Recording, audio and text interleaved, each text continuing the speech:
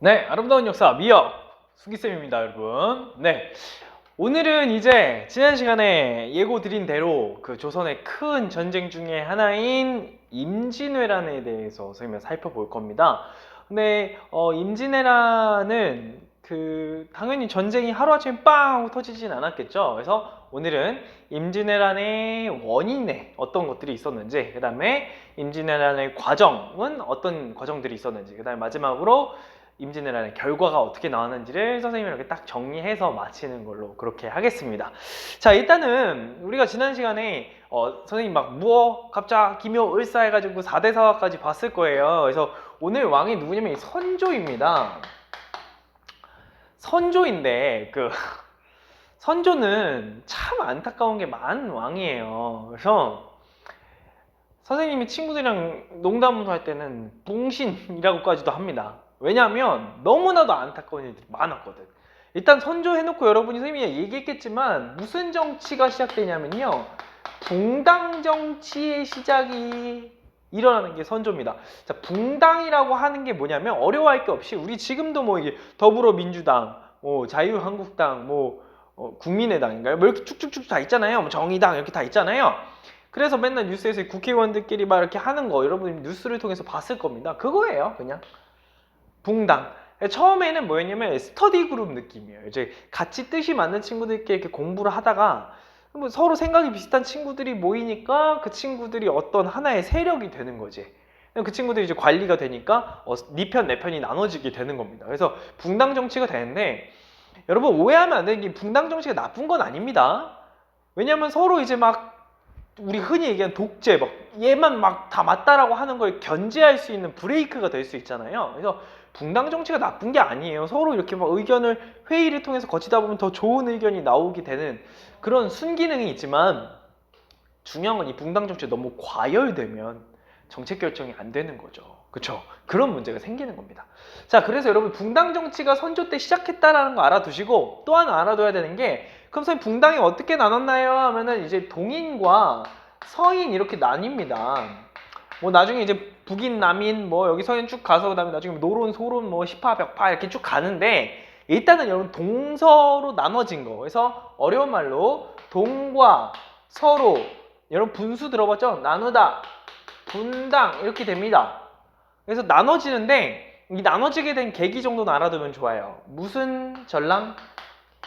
이조전랑이라는 관직을 누가 갖느냐, 어느 세력이 갖느냐 문제로 갈리게 되는 게 이제 동서분당입니다. 이조전랑이라고 하는 건요, 여러분, 엄청 높은 관직은 아니에요. 그런데 굉장한 권리가 있어요. 뭐냐면 관리를 임명할 수 있는 권리가 있습니다. 쉽게 말해서 이 사람을 조금 공무원으로 만들었으면 좋겠습니다 하면 임명이 돼요. 오, 어마어마하죠. 그러니까 쉽게 말하면 킹메이커라고 하죠. 이렇게 딱 만들어 놓을 수 있는, 딱 이렇게 내가 원하는 곳에다가 적재적소에 사람을 놓을 수 있는 권한이 있고, 심지어 그 이조전랑의 다음 사람을 자기가 추천을 할 수가 있어요. 말이 추천이지 내가 다음 사람 물려주고 싶은 사람한테 물려줄게요도 가능한 자리예요. 굉장한 권력이 있었던 거거든요. 그래서 그거를 누가 갖느냐에 따라 자기 편이 세지는 게 생기니까 이 이조전랑 때문에 그 동과 서가 나뉘었다는 정도는 여러분이 알아두시는 게 좋습니다. 자, 그래서요. 오케이, 그렇게 됐어요. 선생님, 근데 오늘 임진왜란 한다면서요. 이거 다 관련이 있는 거야. 오케이? 그럼 이제 국내 상황이고 우리 바다 건너에 누가 있어요? 그치? 선생님 좋아하기 힘든 나라라고 한 어느 나라가 있습니까? 일본이 있죠. 일본에서는요, 여러분, 이때 누가 있냐면 8글자 사람이 하나 있어요. 도요토미 히데요시라는 친구가 있습니다. 도요토미 히데요시, 한자로는 풍신수길이라고 해요. 이 도요토미 히데요시가 일본 전국을 통일해요. 전국 시대를 통일하는데 여러분 여기 있는 전국은 전국 노래자랑 할 때 그 전국이 아니라 싸우는 거야. 나라 전체가. 여러분 일본 하면 혹시 떠오르는 거 있어요? 뭐 여러 가지가 떠오를 수 있겠는데 선생님은 그런 거 떠올라요. 이렇게 딱 이렇게 칼 차고 딱 여기 칼 차고 우리 흔히 사무라이라고 하죠. 이렇게 타타타타 뛰어가잖아요. 이렇게 탁 뛰어는 슥슥 하면 저기서 으악 하고 죽는 거 있잖아. 그치? 그런 거 있잖아요. 그 사무라이들, 이 우리 무사라고 하죠. 이 무사 계급들이 있는데 사실 이 사무라이는 높은 게 아니라 이렇게 아래에 있는 친구들이에요. 용병이에요. 그래서 그 사무라이들을 이렇게 데리고 다니는 애들을 우리가 장군, 일본어로 쇼군이라고 해요. 그래서 그 장군 밑에 쇼군 밑에 뭐 고케닌이니 뭐니 해서 쫙 이렇게 해서 무사계급을 끌고 다니는 거야. 그래서 이 장군이 옆에 있는 장군을 때려가지고 그 장군을 이기면 그 장군이 갖고 있던 게 다 내 거가 되는 거지. 쉽게 말해서 이렇게 땅 따먹기 아니면 도장 깨기 이런 거 하는 거예요. 근데 그 전국에 있는 그 도장을 누가 이 도요토미 히데요시가 먹은 거야. 쉽게 말해서 짱이 된 거지. 이해돼요? 그러면 어마어마한 자신감이 생겼잖아. 근데 이게 문제가 하나 생긴다니까. 자, 방금 얘기한 사무라이나 무사계급들은 뭐해서 먹고 살았던 사람들? 그럼? 간단하죠. 뭐해서? 전쟁에서 먹고 살았단 말이야. 남의 거 뺏어갖고 얘네 이기면 얘네 게 다 내 거. 이게 월급이잖아. 그랬는데 지금 전국시대가 끝났대. 다시 얘기하면 얘네들이 돈 벌 수단이 없는 거야. 도요토미 히데요시가 통일했다 했는데 이제 밑에 애들 보니까 막 애들이 배고픈데 어떡하지 막 이러고 있는 거야. 그 까딱 잘못하면 뭐가 일어날 수 있어? 반란이 일어날 수 있겠지. 그래서 이 관심을 어디로? 마침 또 이제 잘 싸우는 친구들에게 자신감이 있었겠죠? 어디로? 조선으로 돌려보자 라고 해서 정한론이라는 게 나오는 거야. 우리나라를 정벌하자 이쪽으로 가는 거야. 오케이? 그러면 봐봐. 선생님 지금 무슨 얘기한 거야? 원인 이야기하는 거야. 임진왜란의 원인 첫 번째. 1번이 뭐다? 도요토미 히데요시가 일본의 뭐를? 전국시대를 뭐했다? 통일했다가 첫 번째입니다. 이해되죠? 오케이? 자, 두 번째. 이건 바깥 상황이잖아. 두 번째는요. 우리나라 국내에 이게 우리나라의 국방력이 굉장히 어땠습니까? 약화되어 있는 상황이었어요. 그래서 선생님이 나눠준 프린트 2페이지에 보면 그 유성룡, 그 이순신 친구라고 생각하면 돼요. 징비록이라는 데 보면은 서울에서 정예군사 300명을 이끌고 내려가려고 병조, 지금부터는 국방부가 뽑은 병사문서를 달라고 한 거예요. 쉽게 말해서 야, 나 300명의 특수부대가 필요하니까 야, 너 국방부 애들 군인 문서 좀 줘봐. 잘 싸우는 애 뽑게 해서 뽑았더니 그 출석부에 적혀있는 거, 특수부대라고 적혀있는 친구들이 다 뭐야? 희정잡배, 뭔 소리냐면 조폭이야. 그냥 양아치들. 쉽게 말해서 군인다운 군인이 없는 거예요. 근데 군인이라고 올라가 있는 거야. 그죠? 그 다음에 심지어 군인이 되면 혜택이 있으니까 나 군인이 아닌데 뭐 군인이라고 써놓은 친구들도 있고 이렇게 돼 있는 거예요. 이해됩니까? 다시 얘기하면 우리나라의 군대를 모았는데 군대가 아닌 거야. 막 쉽게 말해서 자 우리나라의 정예군대 모여! 근데 막 8살짜리들이 이야! 하고 오는 거야. 자 지금 벌써 냄새가 나죠. 자, 세 번째. 이 상황에서 우리가 그래도 정신을 차려서 이때부터라도 준비를 했으면 다행인데 방금 얘기한 선조 때 무슨 정치가? 붕당 간의 정쟁이 심해요. 정치적인 논쟁이란 뜻이에요. 그래서 막 통신사라고 해서 우리나라에서 일본에다 보내는 게 있었어요. 보냈는데 통신사들이 이제 일본에 뭐 원래는 알려주는 건데 가면서 이제 일본의 어떤 흐름이 이루어지고 있는지 볼 수 있잖아요. 그 통신사들이 갔다 왔는데 서인이었던 황은길이라는 분이 얘기해요. 지금 전쟁 날 것 같다. 일본이 준비하는 것 같고 심상치 않다. 전쟁을 준비해야 돼 라고 해요. 근데 이제 동인의 김성일이라는 사람이 이야기합니다. 전쟁 안 나요. 그냥 전쟁 준비하면 힘드니까 국내를 잘 다스리시면 됩니다. 이렇게 얘기해요. 근데 서인보다 지금 동인이 셌거든. 그러니까 선조가 누구 말을 들어요? 동인의 손을 들어줘요. 그래 안 나지? 역시 안 나지? 네 말이 맞지? 얘가 헛소리 하는 거지? 그래 우리 준비 안 해 이러는 거야. 자 근데 심지어 동인의 사람들조차 전쟁이 날 것 같다는 걸 알고 있었어요. 그럼 왜 그렇게 얘기했느냐? 왜? 서인이 전쟁 난다고 했는데 어떻게 쟤네들이 그렇게 얘기했는데 우리가 그렇게 얘기할 수 있어? 약간 이런 자존심 싸움을 하는 거지. 그래서 결과적으로 선생님이 얘기하고 싶은 건 뭐야? 나라 밖에서는 전쟁 준비를 착실하게 하는 애들이 으르렁대고 있는데 국내에선 전쟁 준비가 하나도 안 돼 있는 거죠. 그래서 가장 큰 원인은 도요토미 히데요시의 전국 통일. 국내에서는 이렇게 준비가 안 돼 있었다라는 것만 아시면 됩니다. 그럼 어떻게 되겠어? 전쟁이 빵 하고 터지는 거죠. 자, 빵 하고 터지는데 우리 2페이지 밑에 볼까요? 선생님 그거 5개로 써놨지? 순서 맞추는 건데 첫 번째가 뭐가 될까요, 여러분? 첫 번째가 그렇습니다. 5번이 됩니다. 5번 읽어볼게요. 신립의 탄금대가 무너지고 한양까지 진격하자. 1번으로 먼저 해야겠다. 1번 볼까요? 일본의 군함 700척이 부산으로 들어온 거야. 오케이? 부산 빵 들어온 거예요.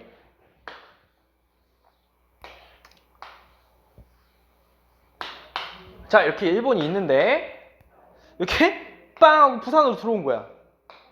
진짜 들어왔잖아. 그러니까 이제 조정에서 난리가 나는 거예요. 야, 어떻게 일본 진짜 왔네? 그래서 조선에서 가장 잘 싸우는 장수 중에 한 사람이 신립이라는 장군을 보내요.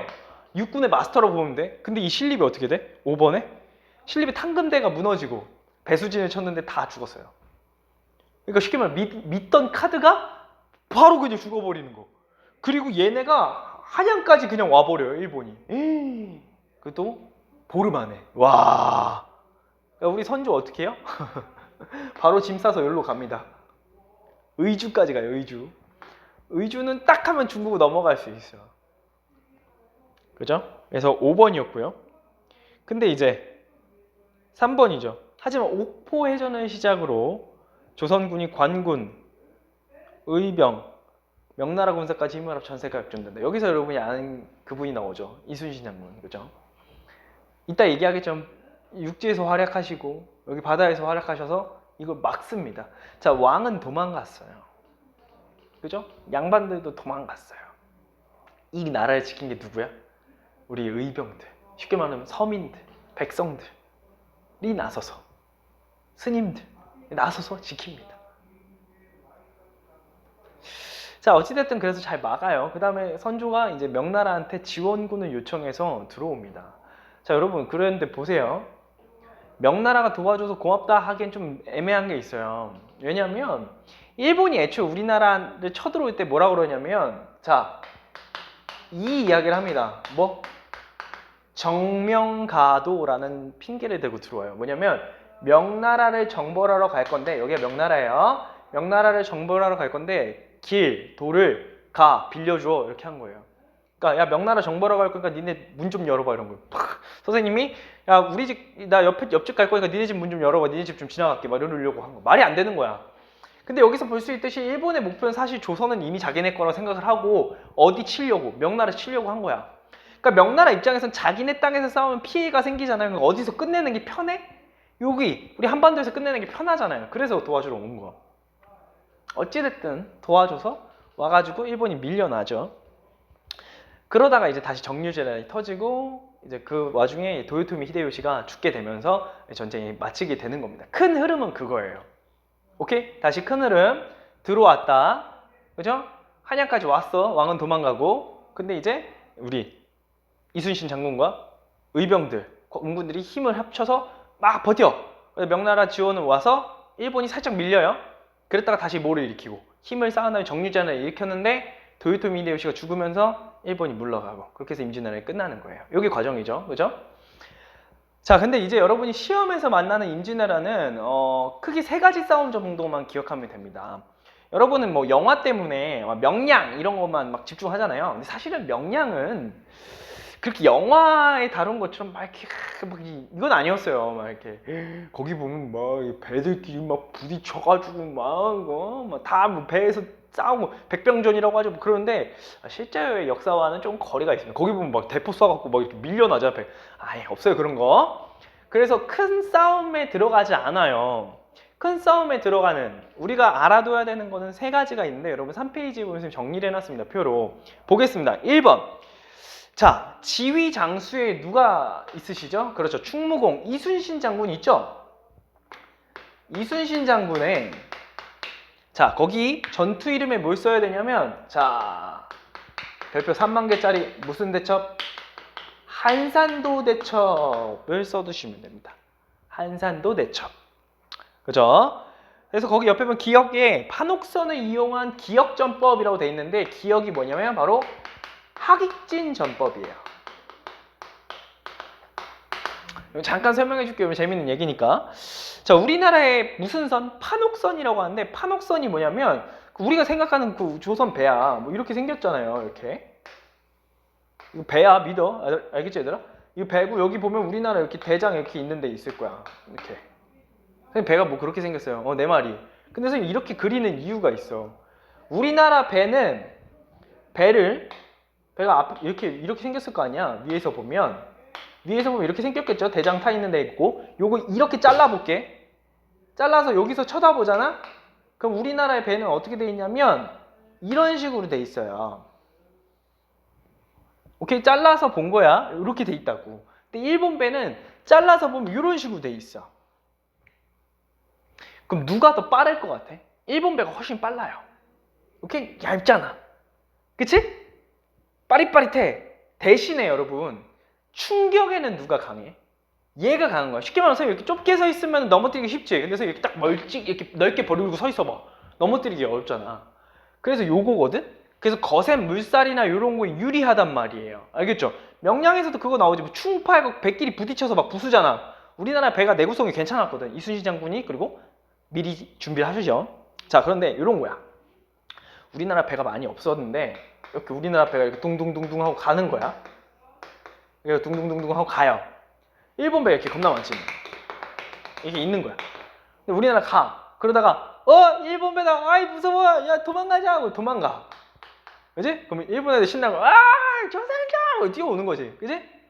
뛰어온단 말이야. 막 이거 뛰어오는데 자 이미 물살 방향이 이쪽이야. 오케이? 이제 그럼 일본 배 막 쫓아온단 말이야. 그때 우리나라 야 애들 왔다. 퍼져 하는 거야. 그래서 이렇게 가는 거예요. 이렇게 막 가는 거야.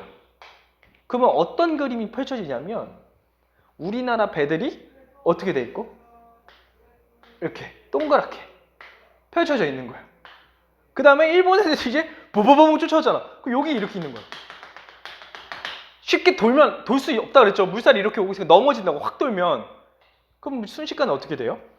자, 우리나라 배들이 일본 배를 뭐 하고 있는 상황? 포위하고 있는 거지.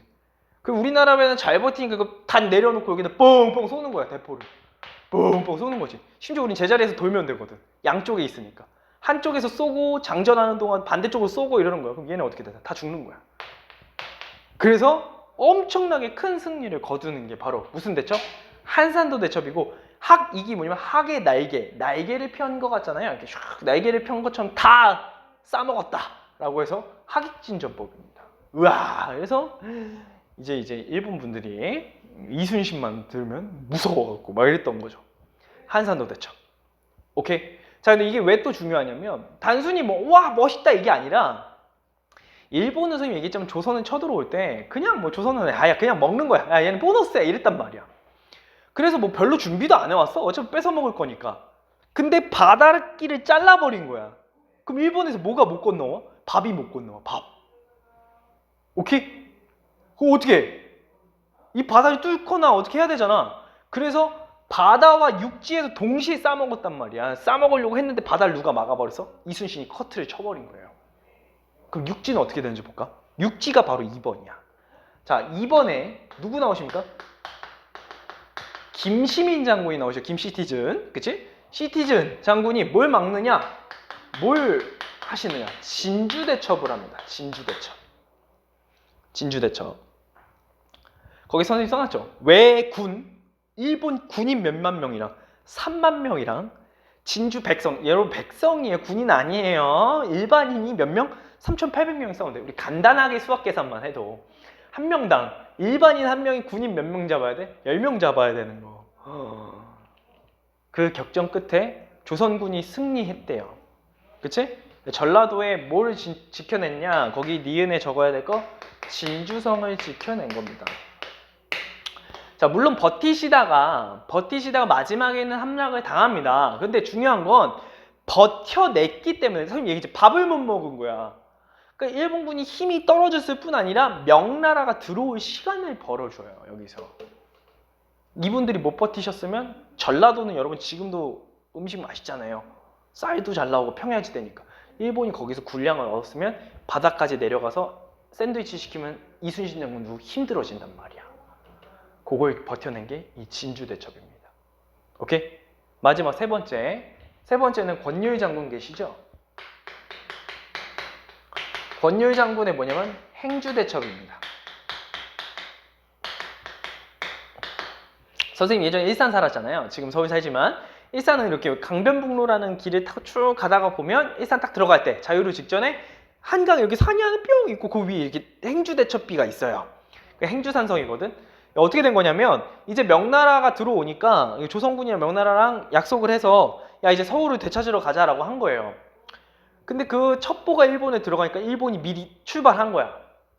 권율 장군이 이미 도착을 해 있는데 명나라 갑자기 뭐라 그래요? 야 일본군 온대. 나 안 갈래. 나 미안. 나 안 갈래. 이런 거야. 누구만 남았어 졸지?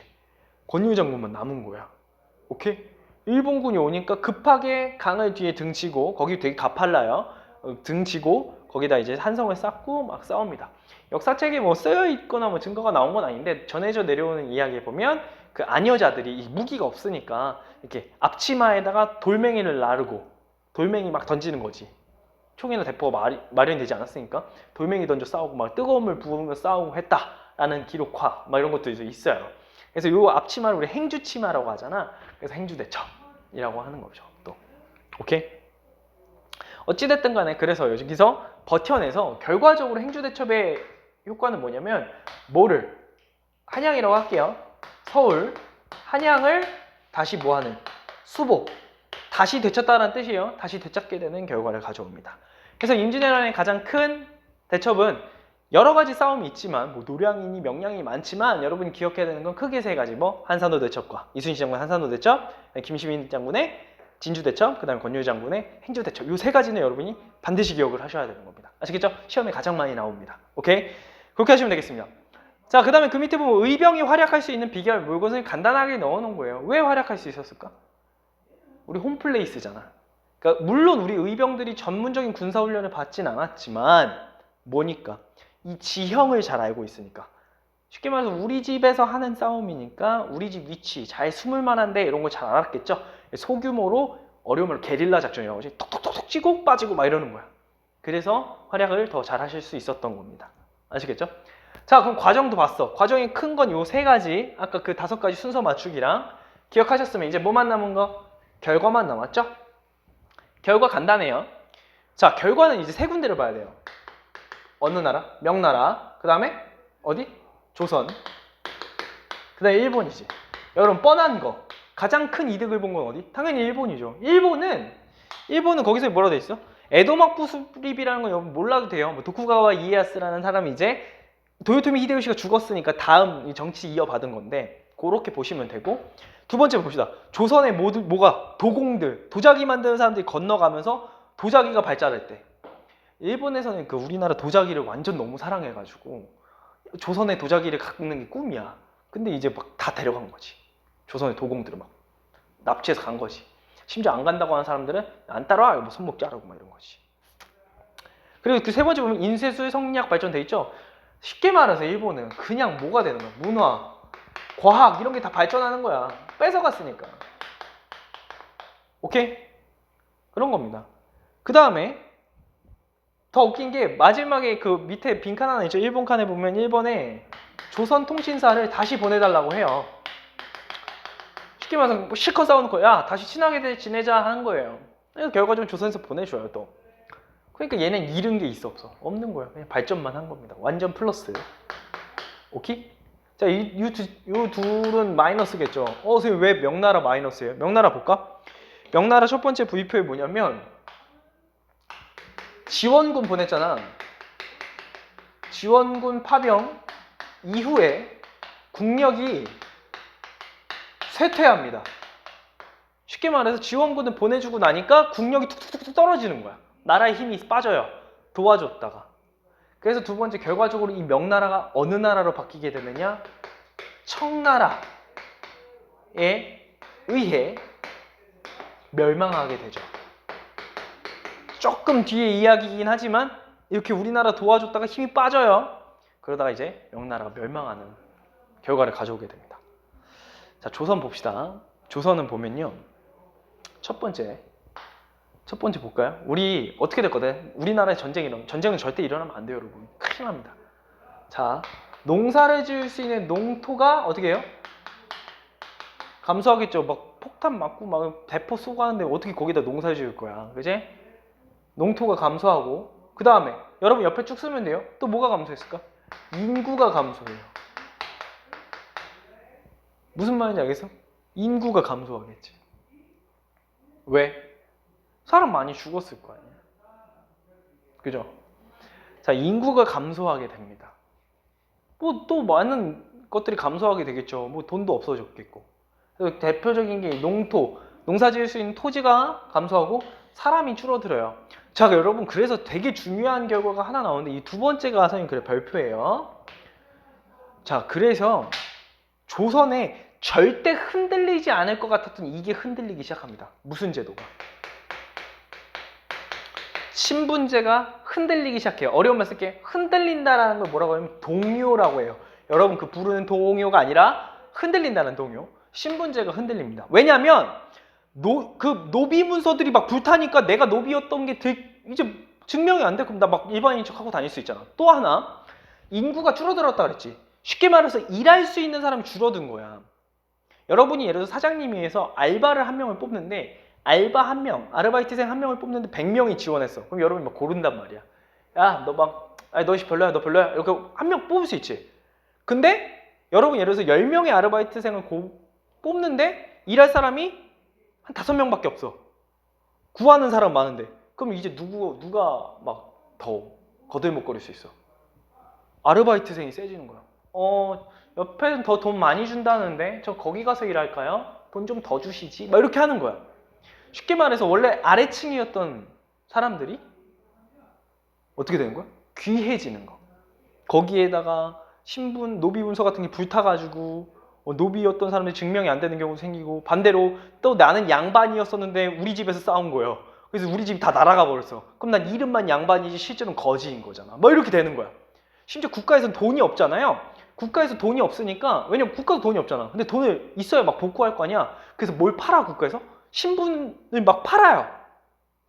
그래서 이름이 비어있는 공명, 이름이 비어있다는 거야. 공명첩, 이름이 비어있는 관리 임명장을 막 팔아. 그럼 돈 있는 막 좀 낮은 사람들이 사는 거야. 그래서 나 관리야. 막 이렇게 얘기하는 거지. 그치? 그 다음에 납속책. 그래서 이거를 사면은 국가에서 영수증을 끊어주는 거야. 너 이제 신분 샀어. 너는 이제 노비가 아니야. 이렇게 되는 거야. 막 그래서 신분제 막 흔들려. 세 번째는 너무 쉽죠? 세 번째는 뭐? 문화재가 소실됐다 이런 거지. 그래서 가장 중요한 게 이거야. 신분제가 흔들렸다. 자, 그래서 이제 이 조선 중기에서 후기로 넘어가는 가장 중요한 커트라인이 되는 게 임진왜란입니다.